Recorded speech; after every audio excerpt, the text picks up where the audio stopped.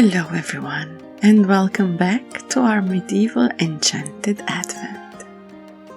Today's video is dedicated to the woman who started it all, my favorite feminine character in history, Aliénor of Aquitaine.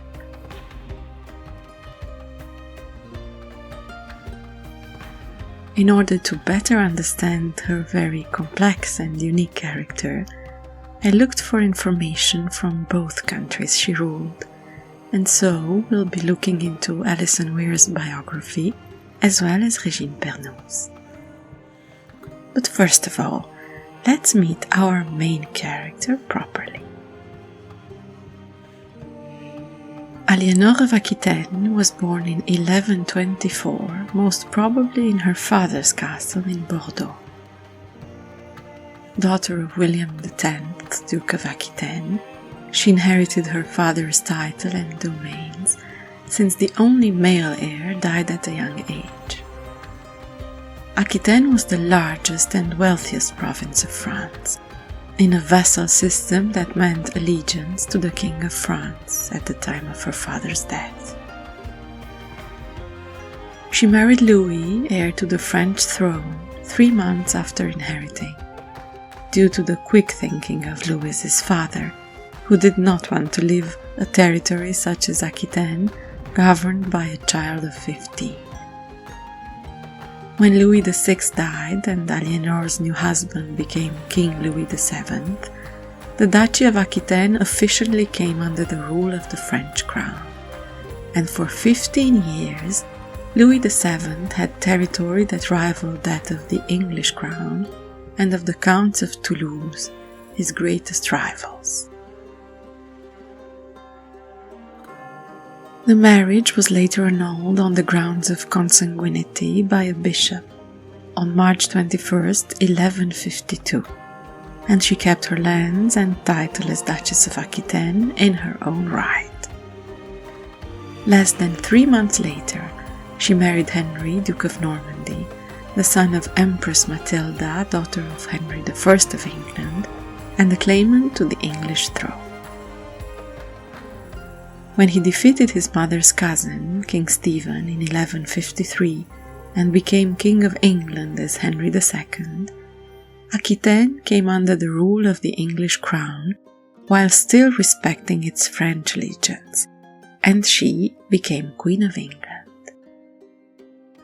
Her first marriage saw the birth of 2 daughters, kept by the King of France after the annulment. However, her second marriage concluded with the birth of 5 sons and 3 daughters, the most well-known of whom being Richard Lionheart.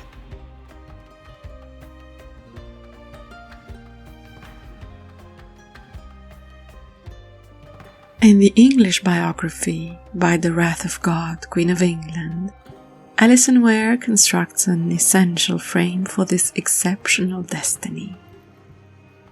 Aliénor's life is put into perspective through the attentive description of French and English life during the 12th century, the world she knew, and the ways in which, together with her 2 consecutive husbands, she shaped much of European history.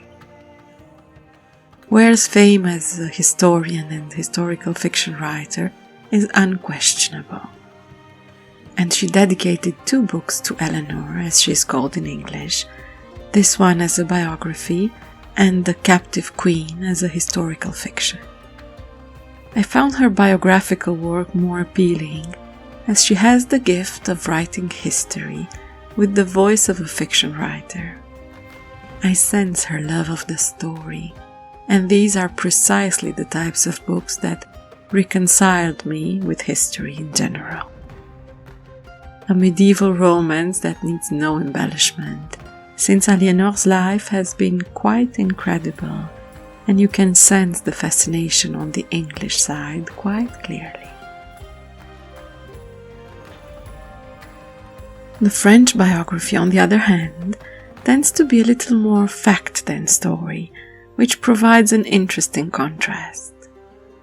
Régine Pernou was of a more academic training, and even if her lifetime goal was to bring light to the history of the Middle Ages for all types of readers, she proudly states from the preface that in all of the dialogues no words of her own have been added. The historic source is the only one that counts. Although both books tell the same story essentially, I sense more of an accent on Aliénor's accomplishments in society in the French one, while the English one seems to be more fascinated by her 2 marriages. She was famous for her love of stories, and therefore she was both a patron of the troubadours as well as an avid reader.